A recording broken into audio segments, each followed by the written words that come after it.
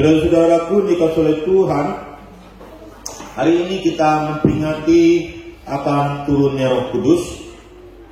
Untuk itu mari kita melihat firman Tuhan, beberapa bagian yang kita akan baca dalam Markus pasal 16. Kita akan baca Markus pasal 16 ayat yang ke-17 dan ayat yang ke-18. Itu bagian yang pertama. Baik, mari kita baca bersama-sama ayat firman Tuhan ini. 1, 2, 3. Tanda-tanda ini akan menyertai orang-orang yang percaya. Mereka akan mengusir setan-setan demi namaku. Mereka akan berbicara dalam bahasa yang baru bagi mereka. Mereka akan memegang ular, dan sekalipun mereka minum racun maut, mereka tidak akan mendapat celaka. Mereka akan meletakkan tangannya atas orang sakit, dan orang sakit itu akan sembuh. Kita baca lagi di dalam Kisah Para Rasul. Kisah Rasul pasalnya yang pertama ayat yang ke-8. Kita baca bersama. 1, 2, 3. Tetapi kamu akan menerima kuasa kalau Roh Kudus turun ke atas kamu, dan kamu akan menjadi saksiku di Yerusalem dan di seluruh Yudea dan Samaria dan sampai ke ujung bumi. Mari kita baca di dalam Kisah Rasul pasal 2. Kisah Rasul pasal 2 ayat pertama hingga ayat yang ke-13. Pentakosta. 1, 2, 3. Ketika tiba hari Pentakosta, semua orang percaya berkumpul di satu tempat. Tiba-tiba turunlah dari langit suatu bunyi seperti tiupan angin keras yang memenuhi seluruh rumah di mana mereka duduk. Dan tampaklah kepada mereka lidah-lidah seperti nyala api yang bertebaran dan hinggap pada mereka masing-masing. Maka penuhlah mereka dengan Roh Kudus. Lalu mereka mulai berkata-kata dalam bahasa-bahasa lain seperti yang diberikan oleh Roh Kudus itu kepada mereka untuk mengatakannya. Waktu itu di Yerusalem diam orang-orang Yahudi yang saleh dari segala bangsa di bawah kolong langit. Ketika turun bunyi itu, berkerumunlah orang banyak. Mereka bingung karena mereka masing-masing mendengar rasul-rasul itu berkata-kata dalam bahasa mereka sendiri. Mereka semua tercengang-cengang dan heran, lalu berkata, bukankah mereka semua yang berkata-kata itu orang Galilea?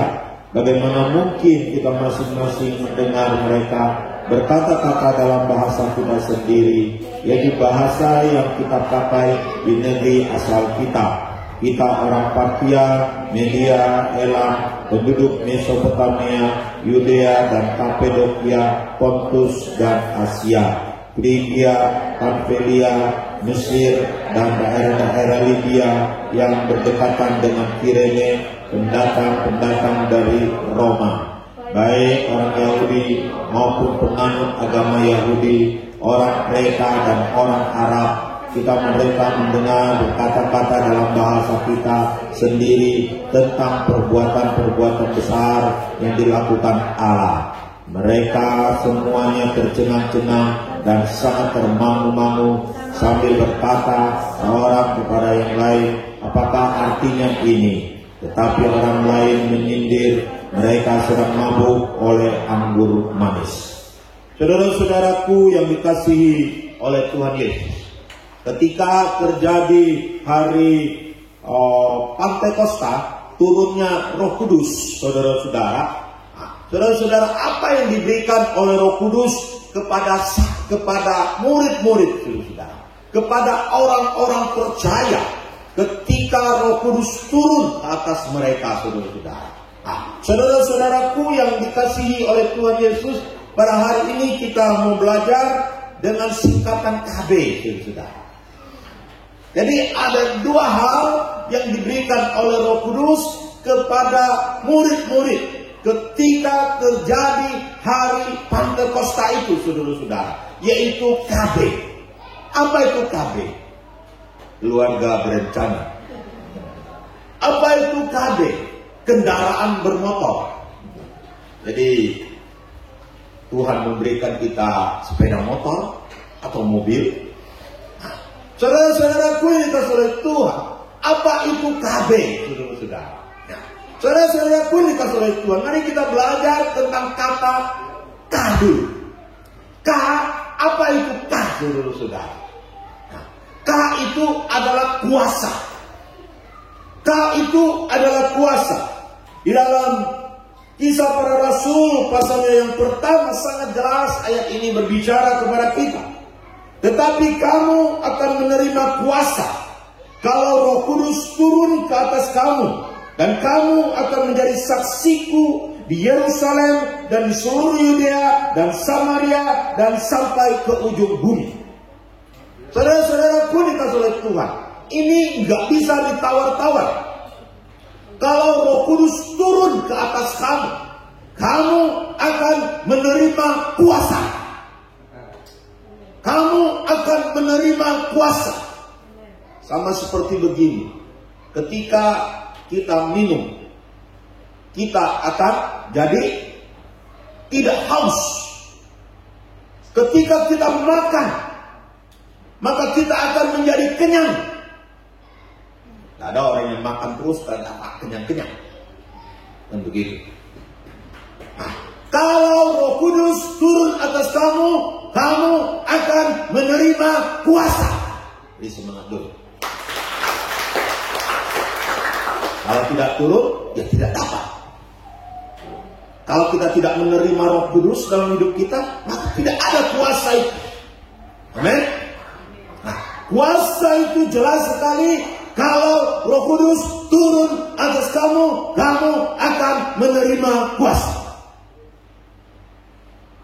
Sekarang kita belajar kuasa yang bagaimana yang Tuhan berikan kepada saya dan saudara-saudara. Dalam Markus dijelaskan secara terperinci, sangat jelas bahwa tanda-tanda ini, amin, akan menyertai orang yang percaya. Orang yang percaya, saudara-saudara. Kata-kata ini sangat jelas. Dikatakan tanda-tanda ini akan menyertai orang yang percaya. Bukan orang percaya, tapi orang yang percaya. Ada perbedaan orang percaya dengan orang yang tidak, orang yang percaya. Ada di tengah-tengah ada kata yang di sini.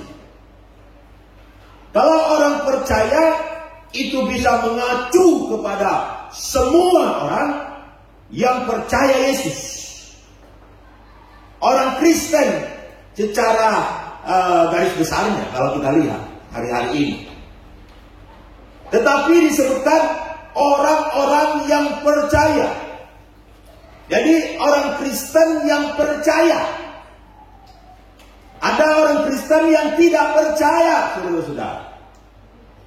Bukan semua orang Kristen menerima kuasa daripada Roh Kudus, saudara-saudara.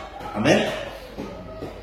Tidak semua orang Kristen menerima kuasa daripada Roh Kudus ini. Makanya kadang saudara-saudara, tanda-tanda ini menyertai orang yang percaya. Mereka akan apa? Mengusir setan demi namaku. Tidak semua orang Kristen mampu mengusir setan. Bahkan ada orang Kristen yang diusir setan. Iya kan? Nah. Dan juga dikatakan bukan hanya percaya mengusir setan, tapi mereka berbicara dalam bahasa yang baru bagi mereka. Memang penafsiran tentang bahasa baru banyak di sini. Kemudian dikatakan mereka akan memegang ular. Ular ini berbicara tentang kuasa kegelapan, kuasa iblis, kuasa setan. Dan mereka juga dikatakan sekalipun mereka minum racun maut, mereka tidak akan mendapat celaka. Dan dikatakan mereka akan meletakkan tangan atas orang sakit, dan orang sakit itu akan sembuh. Itulah beberapa jenis kuasa yang Tuhan berikan di dalam pencurahan Roh Kudus secara full. Pemenuhan Roh Kudus secara full. Nah, saudara-saudaraku yang dikasihi oleh Tuhan Yesus, pada hari ini kita tidak terlalu menjelaskan akan jenis-jenis kuasa ini. Tetapi saya mau membawa Bapak Ibu melihat tujuan apa kuasa itu diberikan. Untuk apa Tuhan memberikan melalui Roh Kudus kepada saya dan saudara-saudara kuasa-kuasa itu, saudara-saudara. Untuk apa? Saya beri singkatan supaya lebih gampang diingat. 2M 2P. 2M 2P. Untuk apa kuasa itu diberikan kepada orang percaya, saudara-saudara?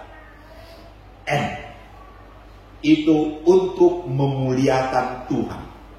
Amin.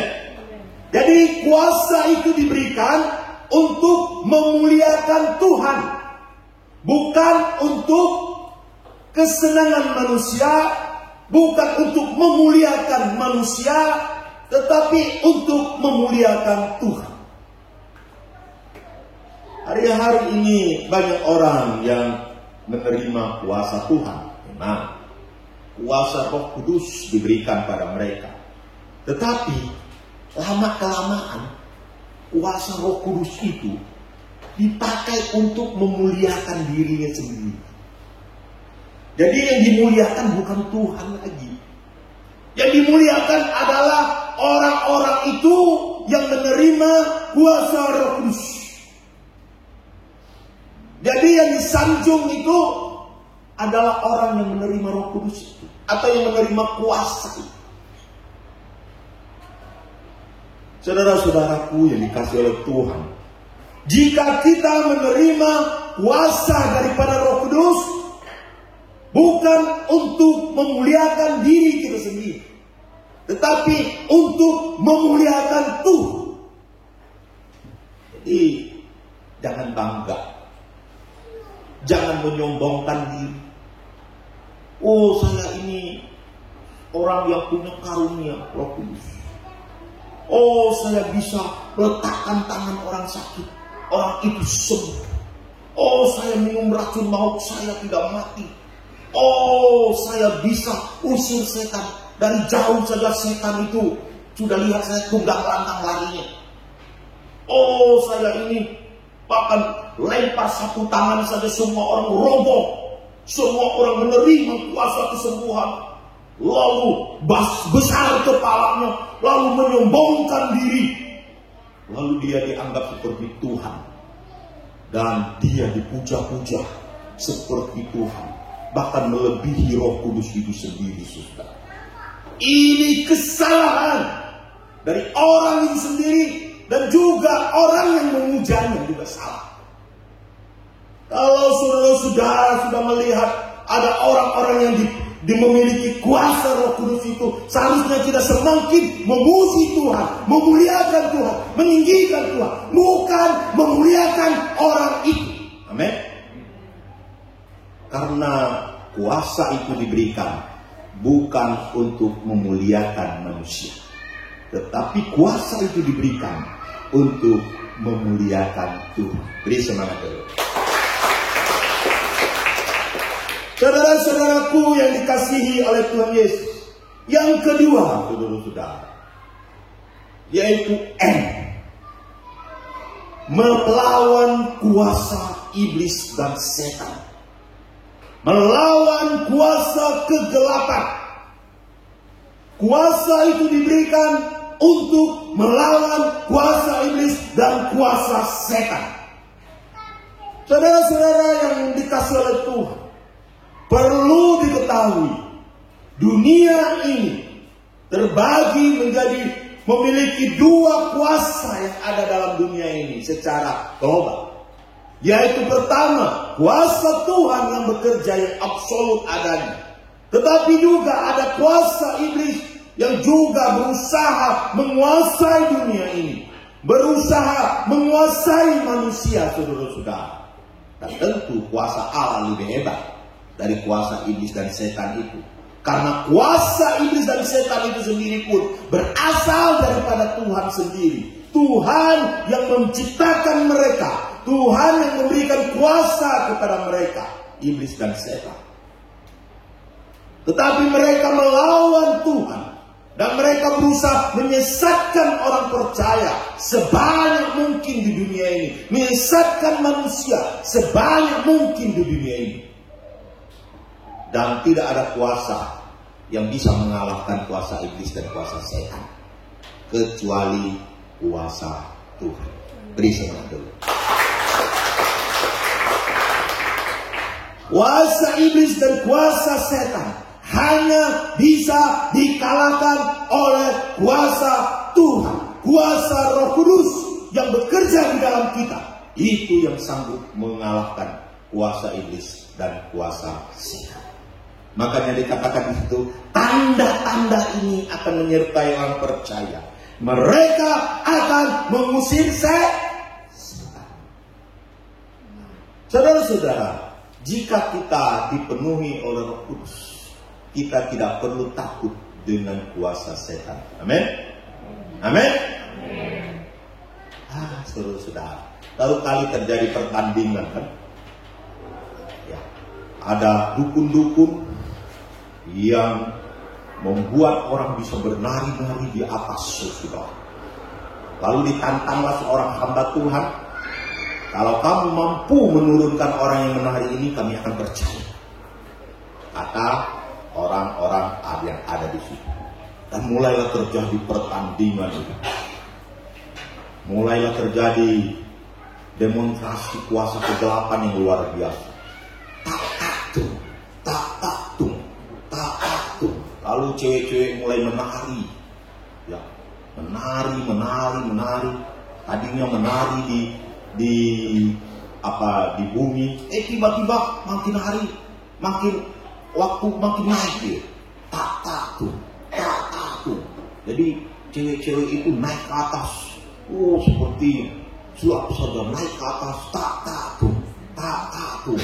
Lalu cewek-cewek menari di atas, di langit-langit, di udara. Tak tuh. Saudara-saudara, begitu hebat demonstrasi kuasa kegelapan, bisa menari-nari di atas, ya, di atas angin-angin seperti gitu, di udara, saudara-saudara. Kalau ada video mungkin jadi viral ya, sebentar kena subscribe 1000 orang ya. Saudara-saudara, tak tuh, menari. Lalu apa yang bisa dilakukan oleh hamba Tuhan ini? Pasti kan kalah secara logika. Lalu hamba Tuhan ini menyanyi, dalam nama Yesus, dalam nama Yesus ada kemenangan. Menyanyi terus menyanyi, dalam nama Yesus, dalam nama Yesus iblis dikalahkan. Setelah dia menyanyi cukup lama, lalu dia tunjuk ke atas, dalam nama Yesus turun kamu semua. Cewek-cewek yang menari itu tiba-tiba tidak bisa menari, gantung tujuh. Ada yang kaki patah, ada yang tangan patah, saudara-saudara.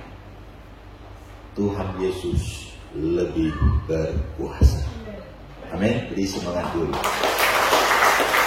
Saudara-saudaraku yang dikasihi oleh Tuhan, tujuan kuasa itu diberikan adalah untuk mengalahkan kuasa iblis dan kuasa setan yang sedang bekerja di tengah-tengah manusia, di tengah-tengah dunia ini, saudara-saudara.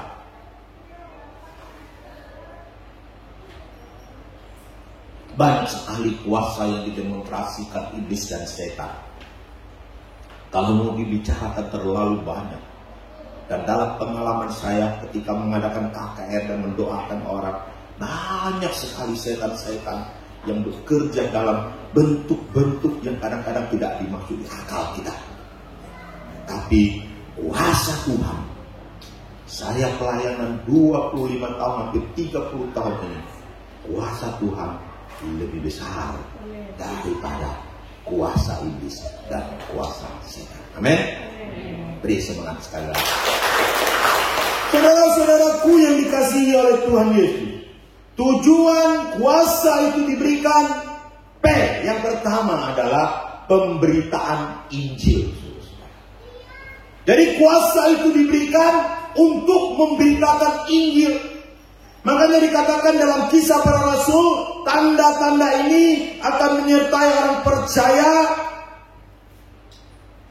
sehingga mereka menjadi saksi Tuhan dari Yerusalem, Samaria, Yudea, dan sampai ke ujung bumi. Amin. Kuasa itu diberikan di dalam rangka melaksanakan amanat agung Tuhan Yesus.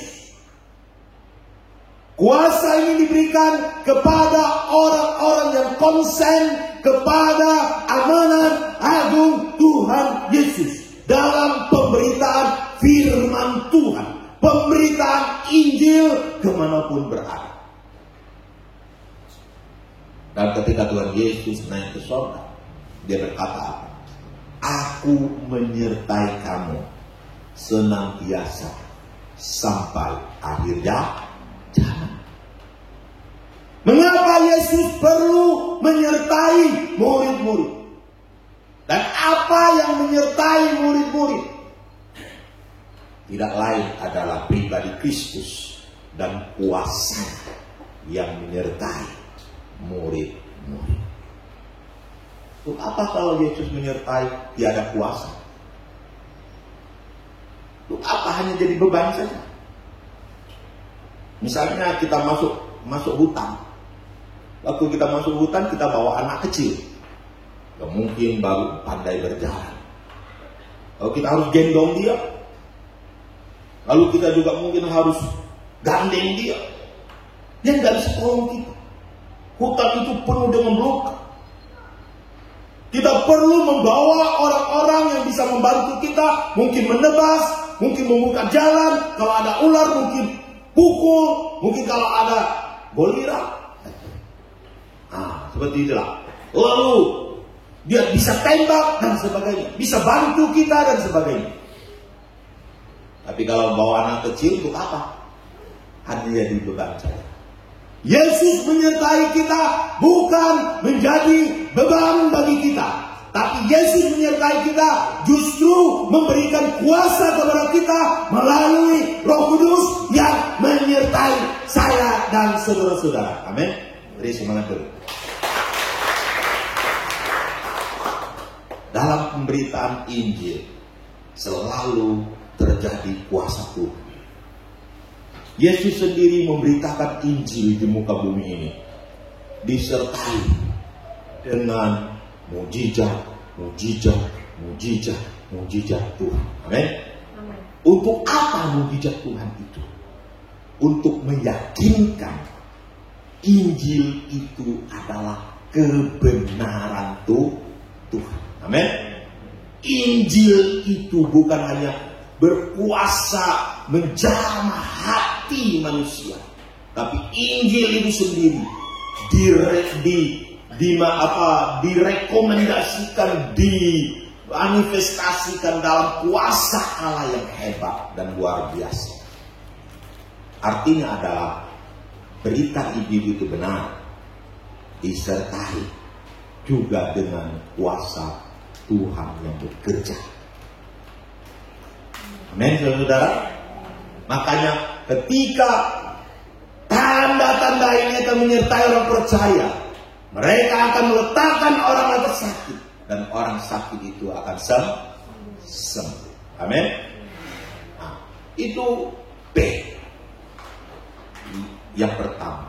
P yang keempat, Kuasa itu diberikan dengan tujuan bukan hanya untuk pemberitaan Injil semata-mata, tetapi kuasa itu diberikan juga untuk pembentukan rohani akan jemaat-jemaat Tuhan. Pembentukan rohani umat Allah. Saudara-saudaraku yang dikasihi oleh Tuhan Yesus, saya tidak pernah akan lupa bagaimana Simo mengalami sakit kanker leukemia. Dan di dalam pengobatannya dengan kemoterapi dan sebagainya. Tetapi prinsip dalam perjalanan pengobatan itu tidak lain adalah kuasa Tuhan yang menyembuhkan dia. Amin. Kuasa Tuhan yang memberikan kesembuhan. Tetapi saudara-saudaraku yang dikasihi oleh Tuhan, dalam waktu yang hampir 3 tahun itu, kerohanian kami dibentuk. Saya semakin meyakini kuasa Allah di dalam kehidupan saya secara pribadi. Saya dibentuk oleh Allah, iman saya ditempa oleh Allah. Melihat kuasa Tuhan yang bekerja. Hanya hari-hari ini kalau saya doakan orang sakit, saya tidak pusing lagi. Kenapa? Karena penyakit kanker saja bisa dikalahkan. Apalagi penyakit-penyakit yang lain. Kerohanian saya ditempa, karakter-karakter saya ditempa oleh Tuhan. Sampai saya berlutut di hadapan Tuhan yang berkata, Tuhan, aku adalah orang yang sangat celaka di hadapan Engkau. Aku adalah orang yang sangat berdosa di hadapan Engkau.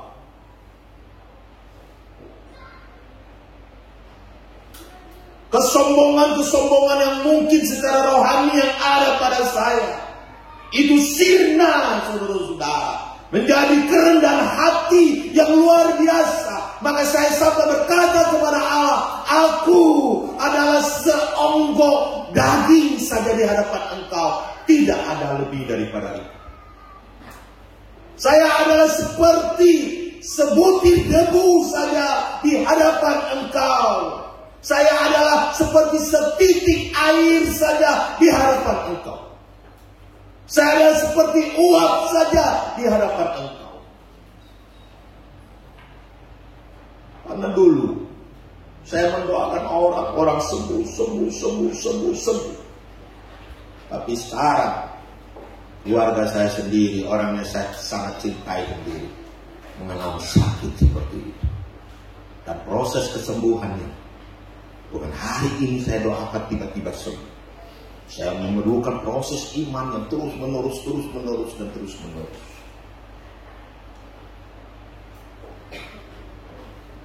Kuasa kesembuhan itu diberikan untuk membentuk karakter saya, membentuk iman saya, membentuk kasih saya dalam hidup ini, saudara-saudara. Seperti Ayub yang dibentuk oleh Tuhan. Sehingga Ayub di akhirnya cerita dia berkata, dulu aku hanya mendengar Tuhan dari manusia, tapi sekarang aku dengan muka bertemu muka dengan Tuhan. Amin. Dia dibentuk oleh Tuhan dengan kuasa kesembuhan yang dia miliki, kuasa pemulihan yang dia rasakan. Memang dalam sekejap dia kehilangan semuanya, tapi dalam sekejap juga semuanya dipulihkan dalam kehidupannya. Amin. Beri semangat dulu.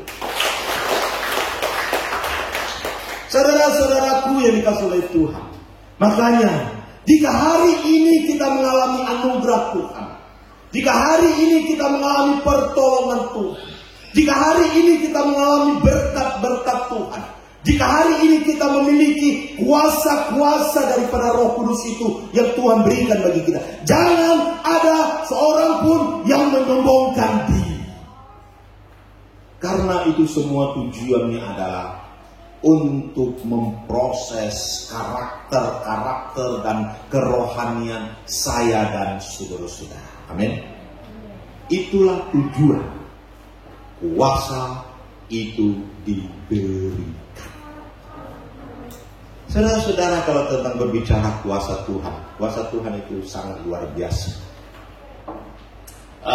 Ada sebuah cerita tentang 2 ekor lalat. Lalu satu lalat bertemu dengan lalat yang lain di Jakarta. Ini cerita saja supaya kita tidak ngantuk. Lalu lalat yang pertama berkata kepada lalat yang lain, lalat, mungkin kasih namanya apalah, Anoy gitu lah.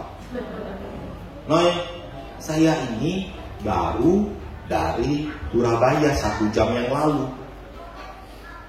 Saya baru datang dari Surabaya 1 jam yang lalu. Lalu kata lalat yang satu, Anoy itu, kau bohong lah. Mana lah mungkin 1 jam lalu kau di Surabaya, tiba-tiba sekarang sudah ada di Jakarta.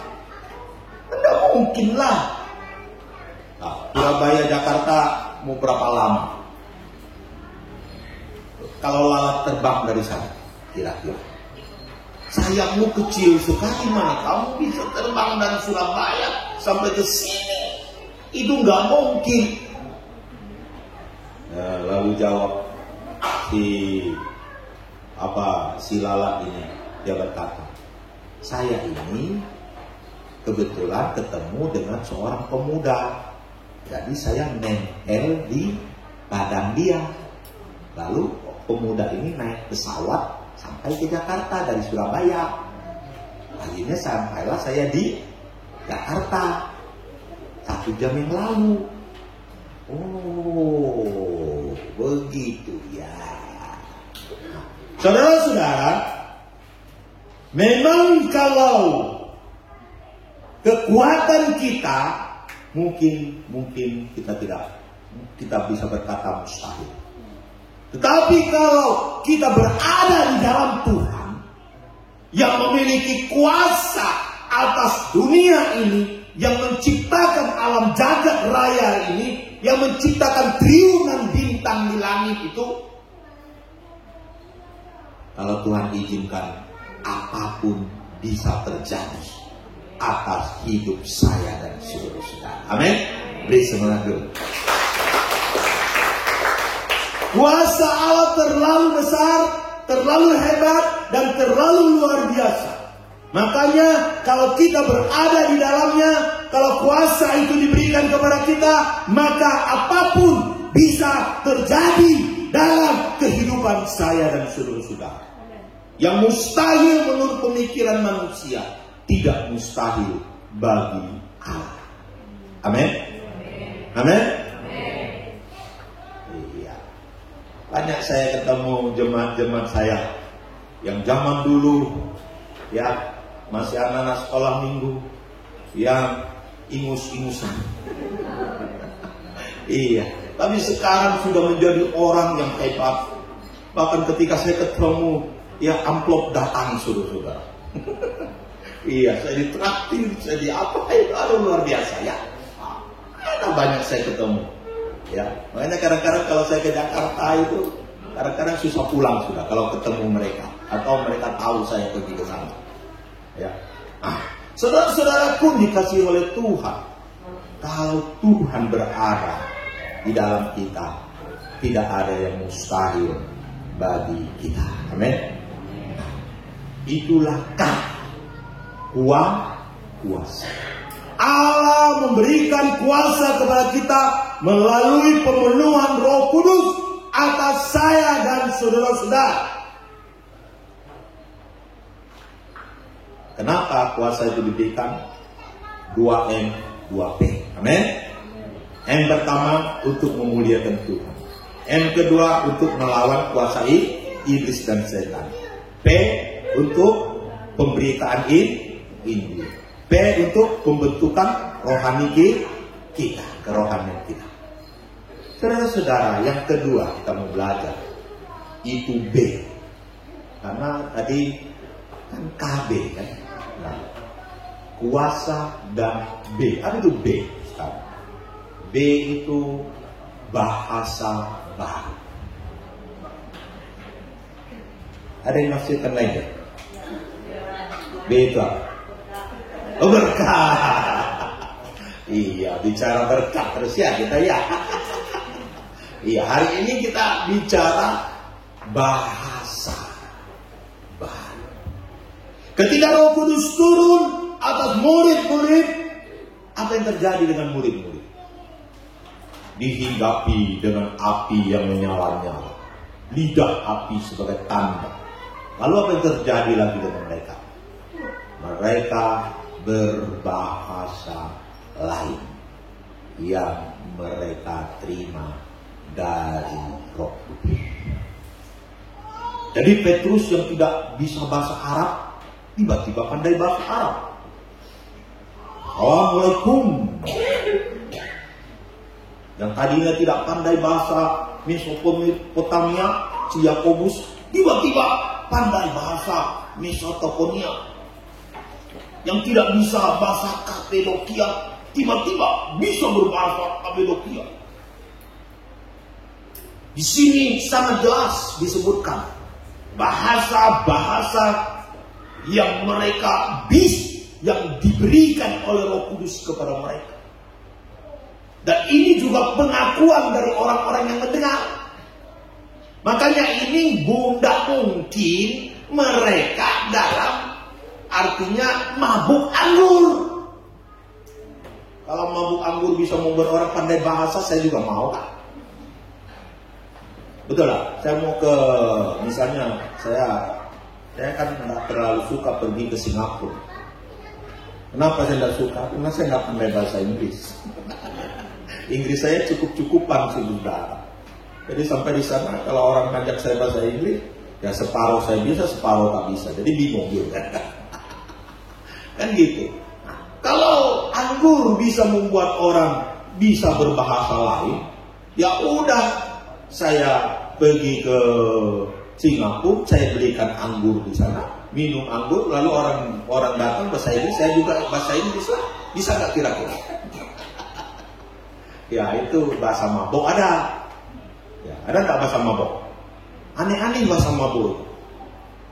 Ya, kalau orang sudah mabok itu bahasa maboknya aneh-aneh.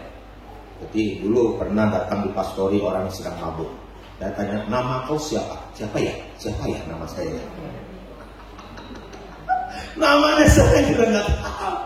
Yang mungkin tadinya Tono, lalu dia jawab Anton, Tony, atau apa? Dia sudah mabuk. Nah, itu bahasa mabuk kan? Iya.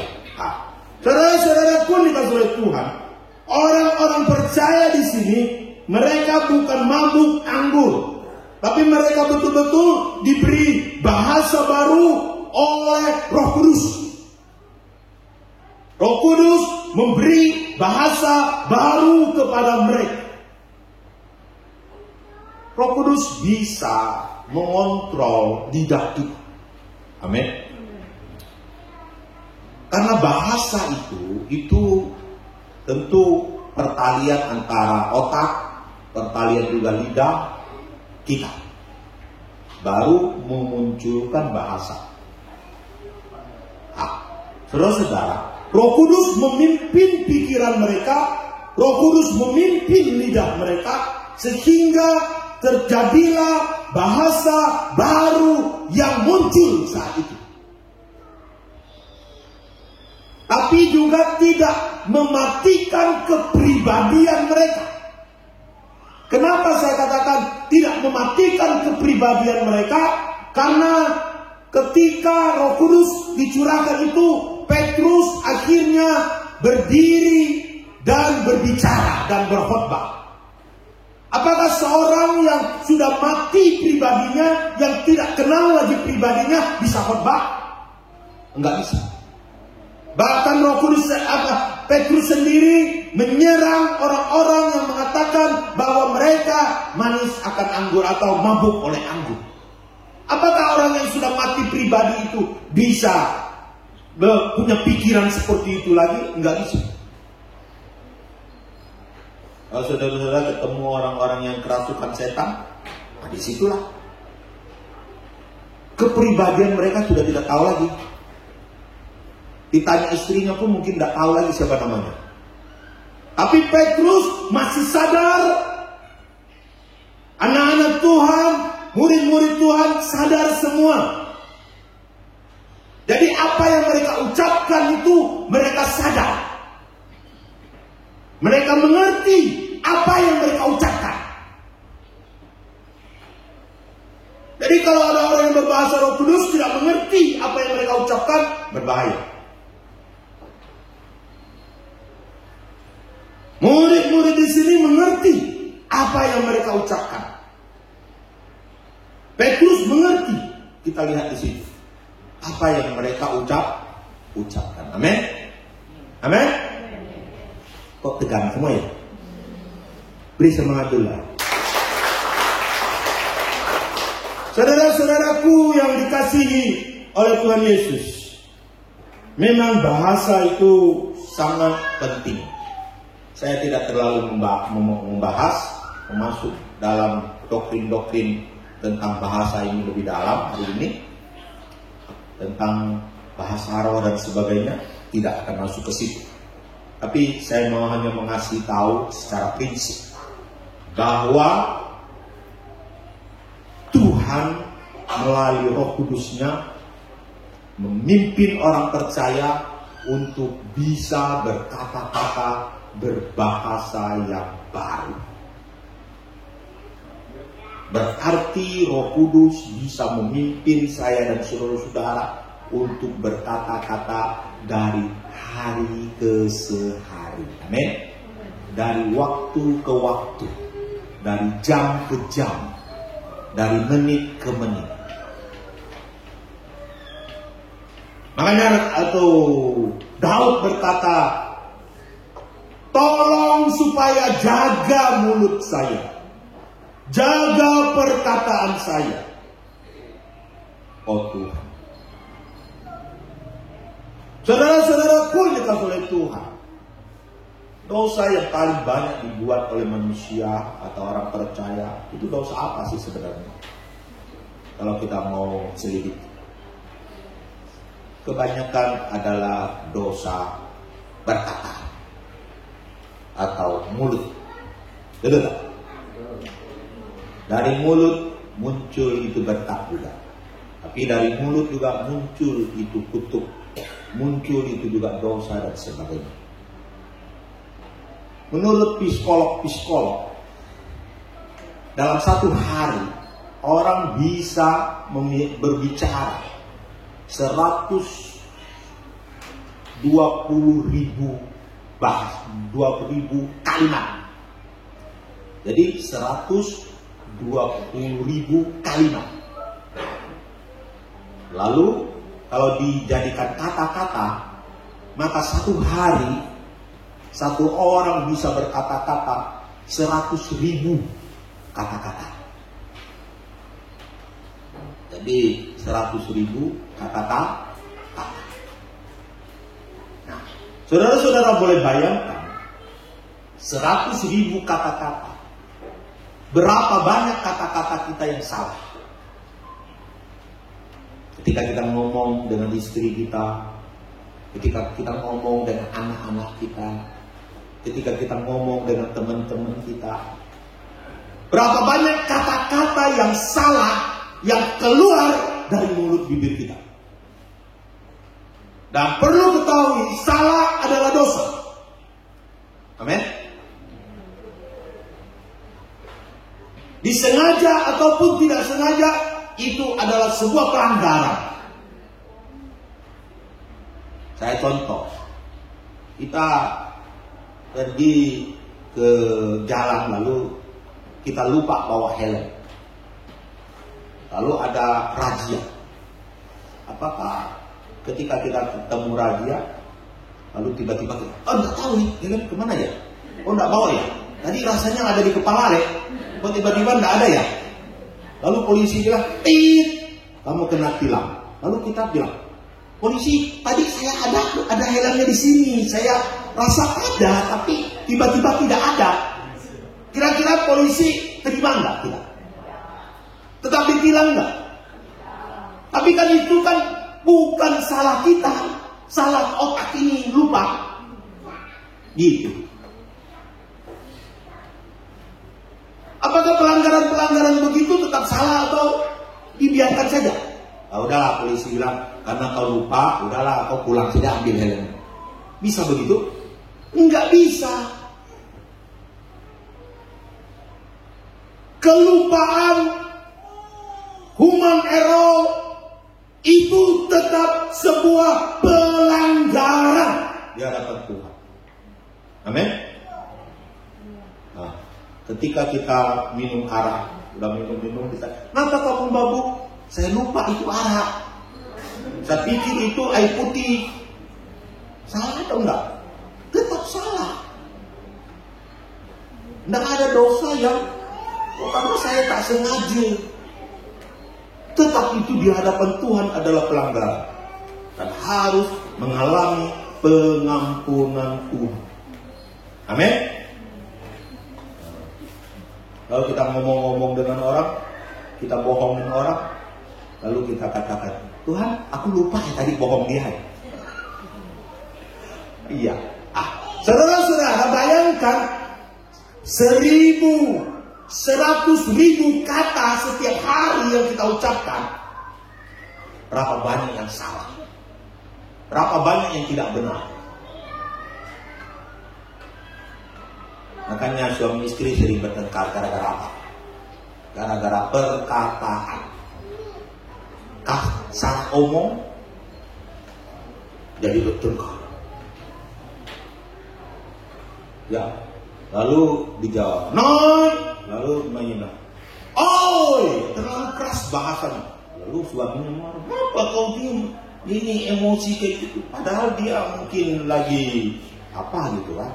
Gara-gara nada saja bisa bertengkar. Betul tak? Betul?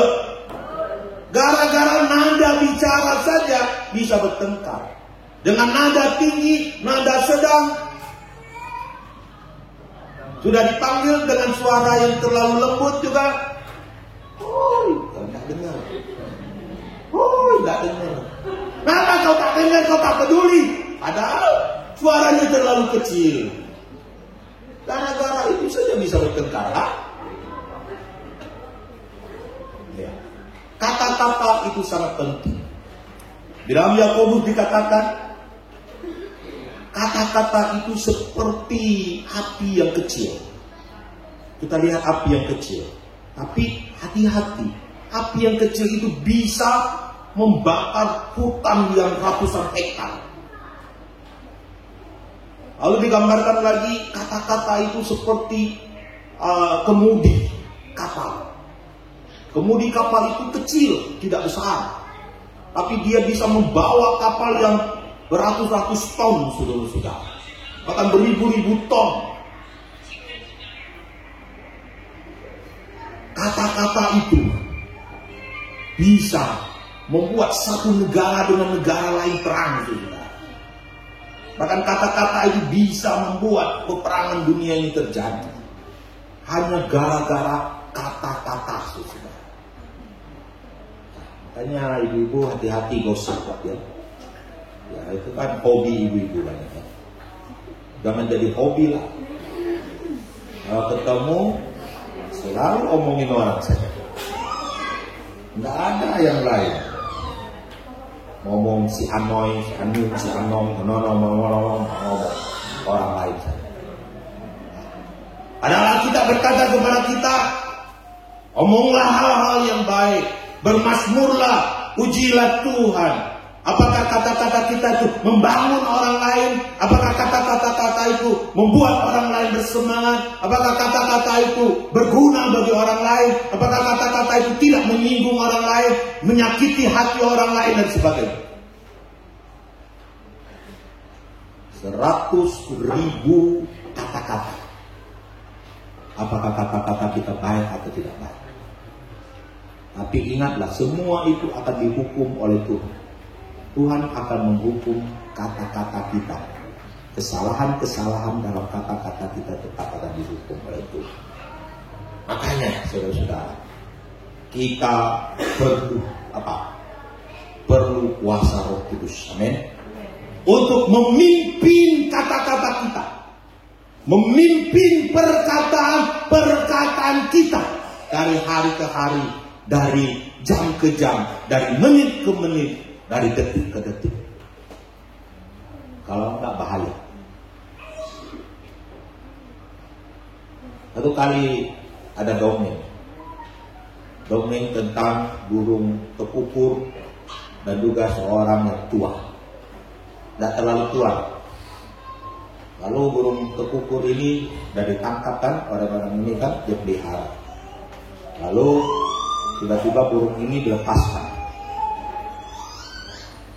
Lalu burung ini berkata kepada, sebutlah dia bisa ngomong, berkata kepada bapak yang telah melepaskan dia. Oh, bapak yang baik, katanya.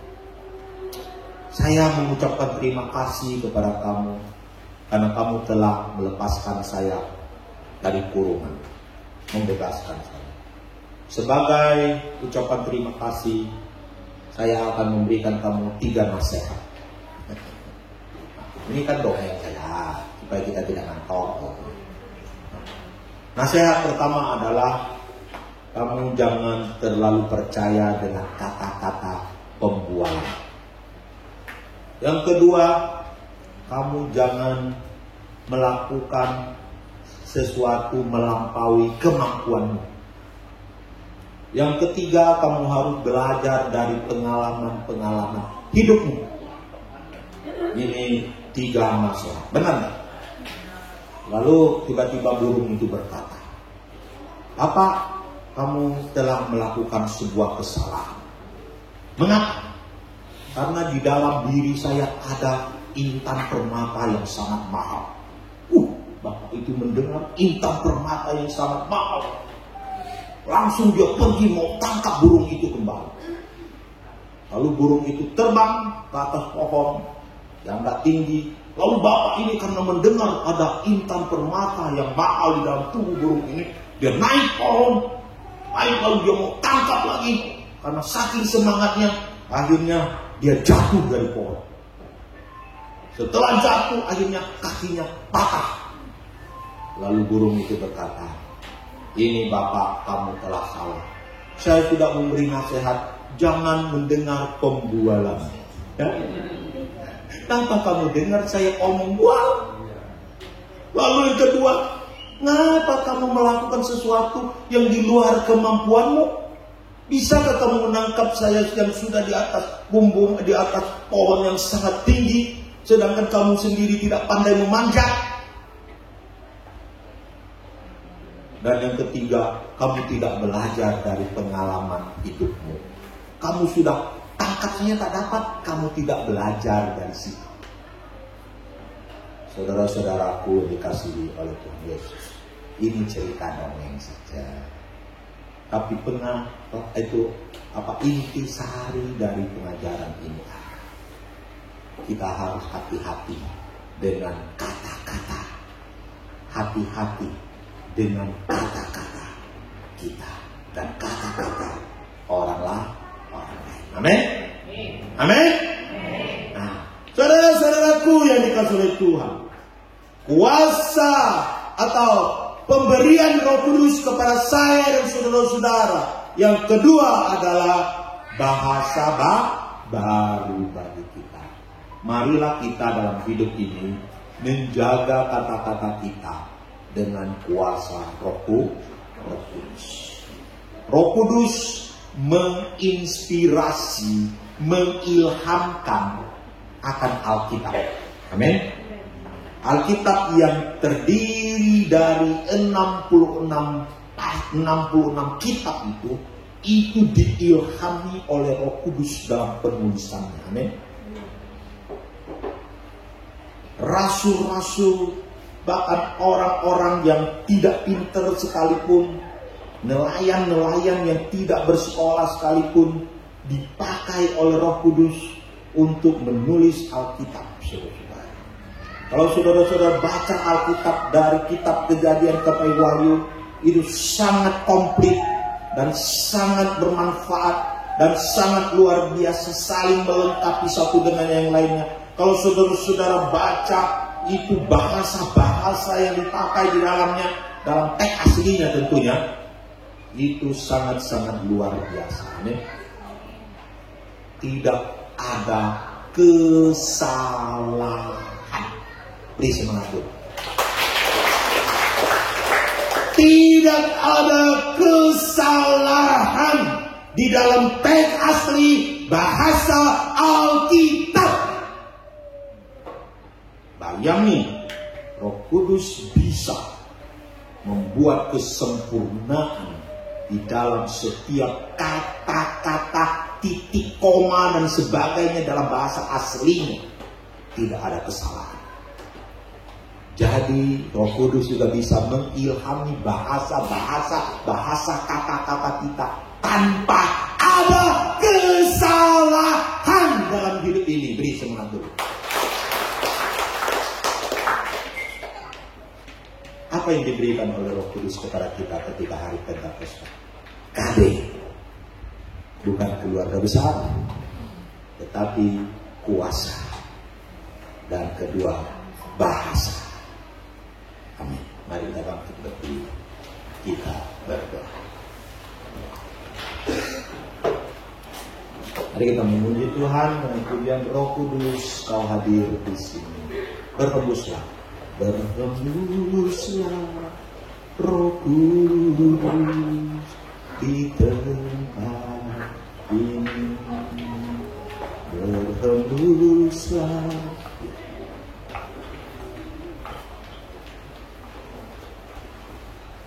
Mari kita buka hati kita untuk Roh Kudus.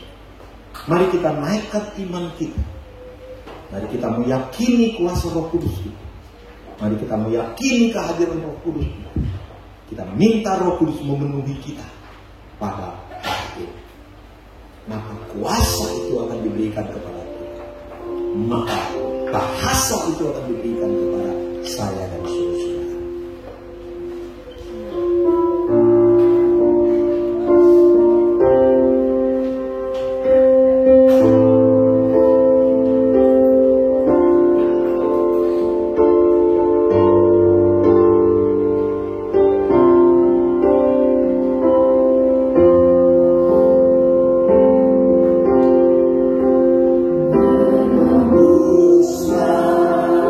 Roh Kudus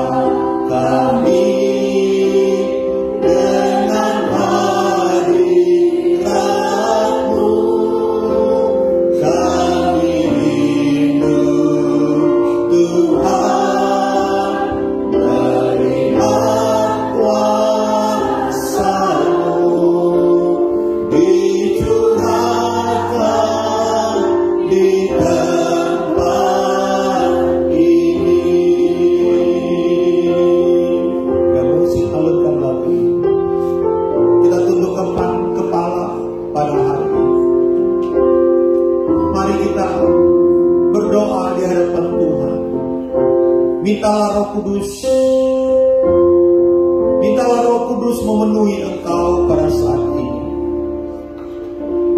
Mintalah di dalam doa.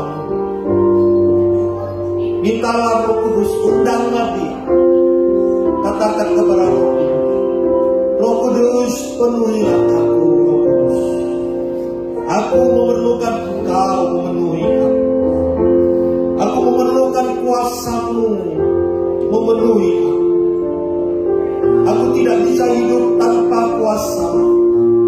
Aku tidak bisa hidup tanpa kehadiran Tuhan. Roh Kudus, penuhilah aku, penuhilah aku, penuhilah aku.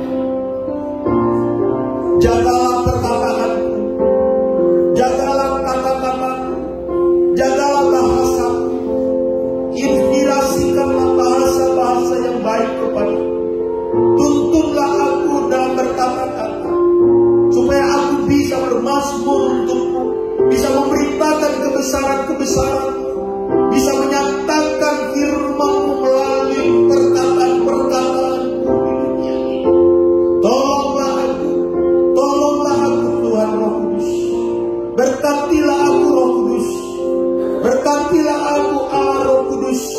Tolonglah aku Roh Kudus. Mintalah Roh Kudus memenuhi engkau. Buka hatimu, buka pikiran, naikkan imanmu. Yakinlah kepada Roh Kudus itu hadir di tengah-tengah kita dan siap menjamah hidup kita, siap memenuhi kita, memenuhi kita, memenuhi kita, memenuhi kita.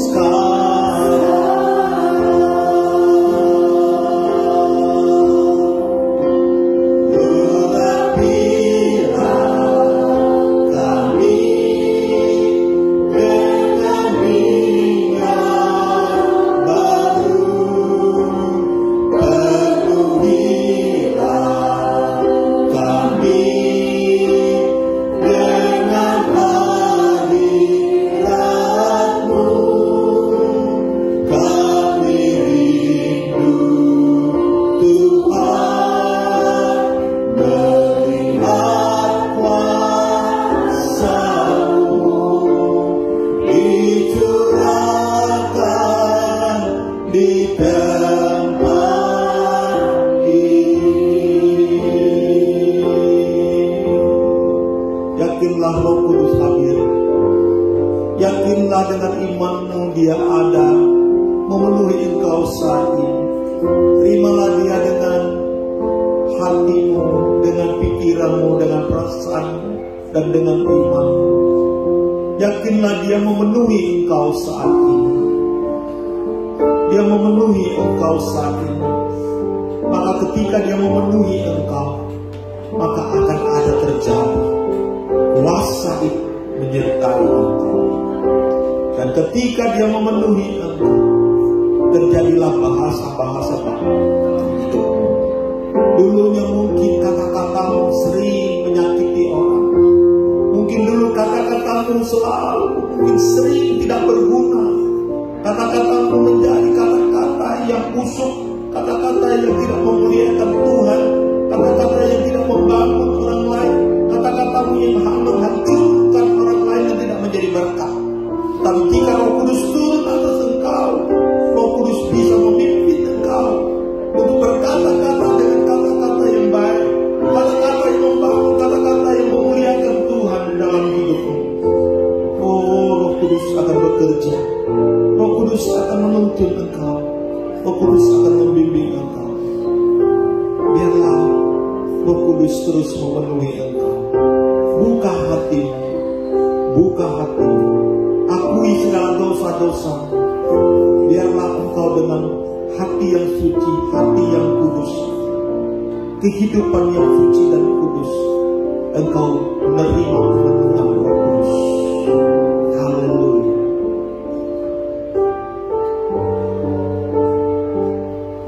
Bapa yang telah mengutus Roh Kudus, penuhilah kami. Hamba memohon engkau memenuhi kami semua. Hari ini hamba mohon berkat-Mu, semua jemaat-Mu yang telah hadir. Penuhilah mereka dengan Roh Kudus. Urapilah mereka dengan Roh Kudus. Urapi.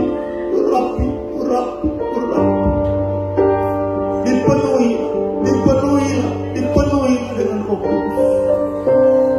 Hamba memohon belas kasihan-Mu, oh Roh Kudus. Oh Roh Kudus, penuhilah kami semua.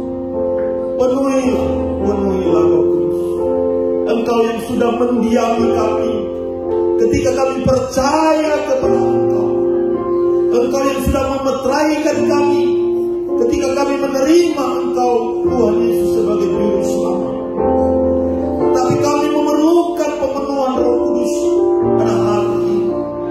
Kami perlu Roh Kudus itu lebih lagi memimpin hidup kami, lebih lagi menuntun hidup kami, lebih lagi memberi kuasa kepada kami. Penuhi kami Tuhan, penuhi kami. Tuhan, Engkau tahu kata-kata kami selama ini banyak yang tidak berkenan pada Engkau. Dari hari ke hari kami penuh dengan dosa kata-kata. Kami memerlukan pemulihan. Kami memerlukan pemulihan dari Engkau. Oh, tolong kami Tuhan. Kami perlu kekuatan dari Roh Kudus. Kami perlu Roh Kudus. Roh Kudus pimpin kami. Roh Kudus tuntun kami. Oh, terima kasih. Terima kasih. Haleluya. Nanti Pak Kim tutup kita dalam doa. Bapak Pendeta Kim.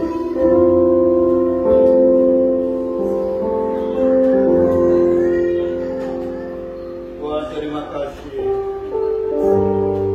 Engkau sudah mengutus Roh Kudus bagi kami. Oh Tuhan, kami sudah percaya Tuhan Yesus Kristus sebagai Juru Selamat pribadi kami. Tapi di dalam kehidupan kami masih kami kurang. Oh Tuhan, Engkau membuat menjadi kami sekarang berkuat. Oh Tuhan, kami perlu kekuatan Roh Kudus untuk memuji Tuhan, meninggikan Engkau, dan menginjili orang yang lain, melawan kepada kekuatan iblis, untuk mengisi hidup setan-setan. Oh Tuhan, Engkaulah kekuatan tertinggi seluruh dunia. Oh Tuhan, kasihlah kekuatan Engkau dan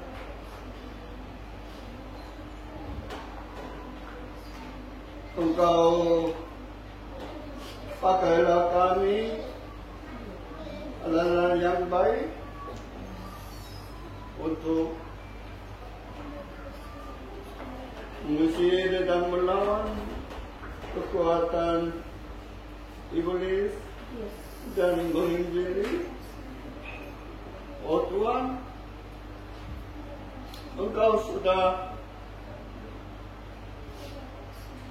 mengutus Roh Kudus, tetapi masih kami kurang.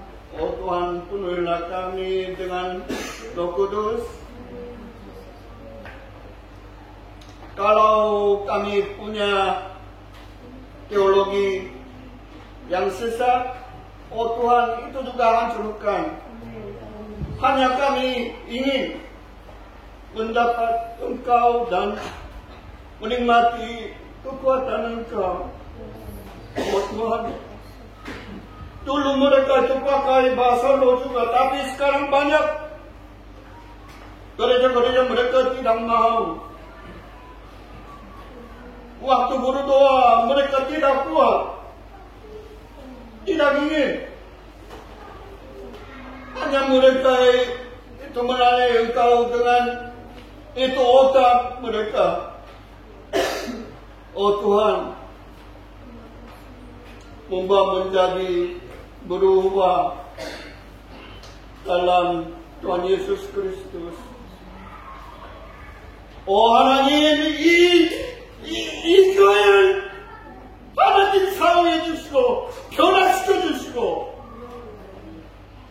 말뿐만이 아닌 정말 하나님의 능력으로 충만하게 해주시옵소서. 이들은 마사들이 이런 마다사들을 비하도록 돈이 많아갈 신기를 받으면 이해하더니 나가라 많아 그들만을 비하도록 야는 뭐는 맛있게 되는 이해하나 오늘 뭐 고나고는 맛끼리 이해하더라고 뭐는 애써더라도 고나만을 막고 너니 있을 눌러보아더가는 오 Tuhan, oh Tuhan datanglah, oh Roh Kudus datanglah dan membuat menjadi kami kuat. Oh Tuhan, terima kasih. Hari ini Engkau sudah pakai hamba-Mu, Tuhan. Oh Tuhan, kami sudah mendengarkan firman-Mu, Tuhan. Oh Tuhan, kami sekarang itu ingin dan kami mau menjadi berubah. Oh Tuhan, kami sudah siapkan acara pertemuan dan ibadah dengan hamba-hamba yang baik. Oh Tuhan, pakailah mereka untuk ubahkan kami. Oh Tuhan, terima kasih. Kami berdoa dalam nama Tuhan Yesus Kristus. Amin.